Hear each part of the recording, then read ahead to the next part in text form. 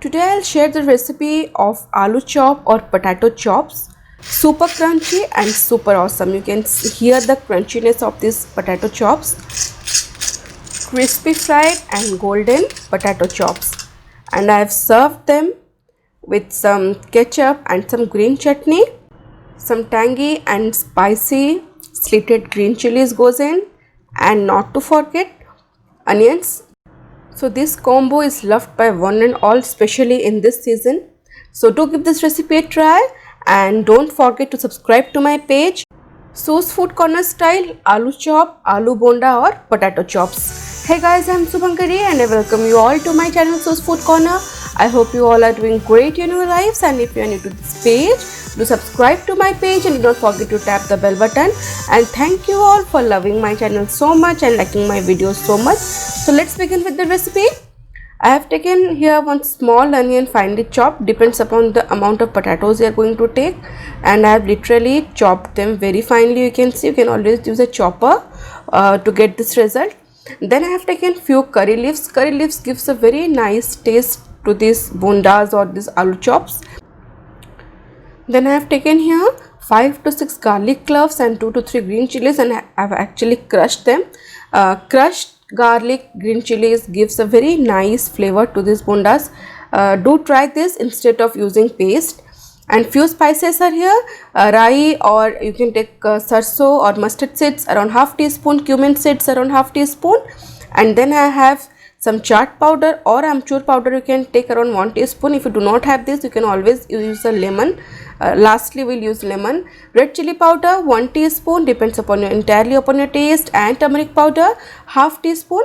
And to give that extra flavor, I have used here asafoetida or hing around 1/4 teaspoon, and here I have taken crushed whole coriander seeds around 1 tablespoon.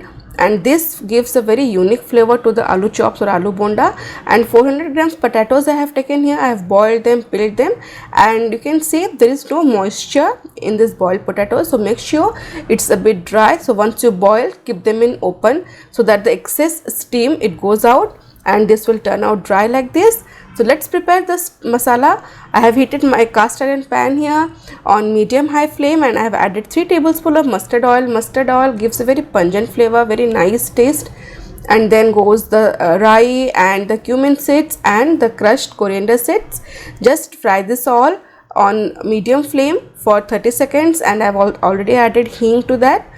And then goes curry leaves. So just toss everything for 30 seconds till the nice aroma releases.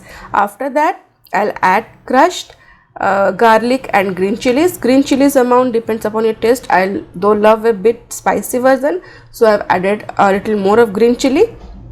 Now mix everything, and after 30 seconds add chopped onion and just a little amount of salt so that these onions release their moisture quickly.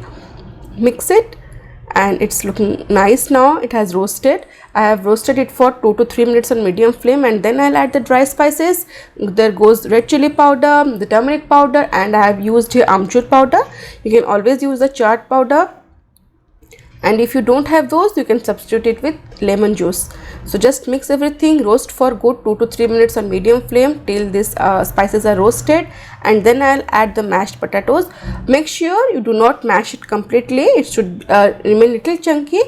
So I have first used the masher for just 1 to 2 minutes. Then I'll just use my spatula to mix everything and just roast this potatoes, mashed potatoes with the spices on medium flame for 3 to 4 minutes. If by chance there is any moisture in your mixture, it will dry out. So this is looking good now, and after it's roasted, I'll add 3 tablespoons of roasted peanuts. This will add to the extra crunch. A very nice flavor of the potato mix will be ready. Mix everything, and if you do not have amchur or chaat powder, you can add lemon juice at this stage. Now this is ready. Keep it aside. We'll prepare the batter. I have taken here besan or gram flour or chickpea flour around 1.5 cups, and to it I'll add some salt. Don't add excess salt because we already have salt in our stuffing, and 1/4 teaspoon or 1 pinch of baking soda. Mix everything, and then goes turmeric powder half teaspoon to give that color. And now mix it, and now I'll add water. little by little to make a thick batter. So I have just recorded the whole procedure. I have added water 2 to 3 times, and I'll mix it again. I'll add water so that I won't add extra water. We don't want a runny batter, we just want a thick batter. So this is looking good now.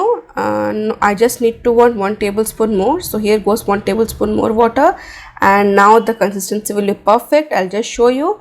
Give it a nice mix, and this should be the consistency. Perfect.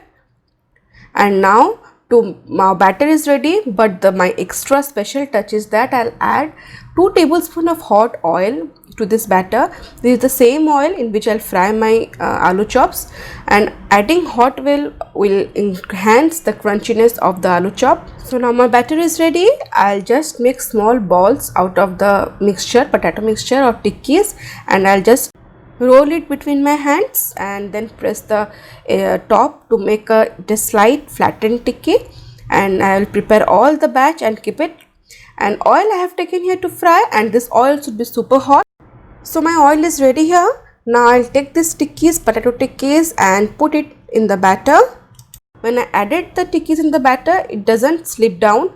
So that means my batter is perfect. It's perfectly thickened. And now just dip it and put the tikki immediately in the hot oil. If you are not comfortable in doing it in hands, you can always use a spoon. And now this will automatically ooze up.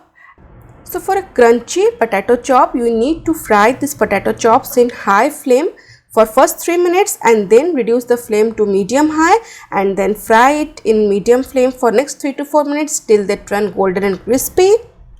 So around 7 to 8 minutes it will take for one batch, and I'll also do my second batch. So here goes the potato chops in the oil. I'll first fry for 3 minutes on high flame, and then I'll lower the temperature to medium, and then fry for 3 to 4 minutes more till they turn super crispy. Take them out on a kitchen towel, and I'll just show you how crispy they are. You can hear them. It has turned out so crunchy and so crispy.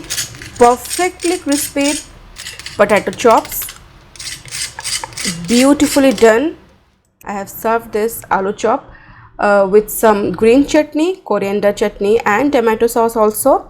And I have taken green chili, I have slitted them and added some black salt or chaat powder, and then I fried, and not to forget the sliced onions. So this combination on a rainy day with a cup of tea is deadly with your family members. To try this recipe, you will love them, and do not forget to use the small tips and tricks that I have said to make super crunchy aloo chops like this. And I hope you have liked this video. Do give this recipe a try, and do not forget to subscribe to my page and share with your family and friends. See you in next video. Till then, stay safe, love life, and happy fooding.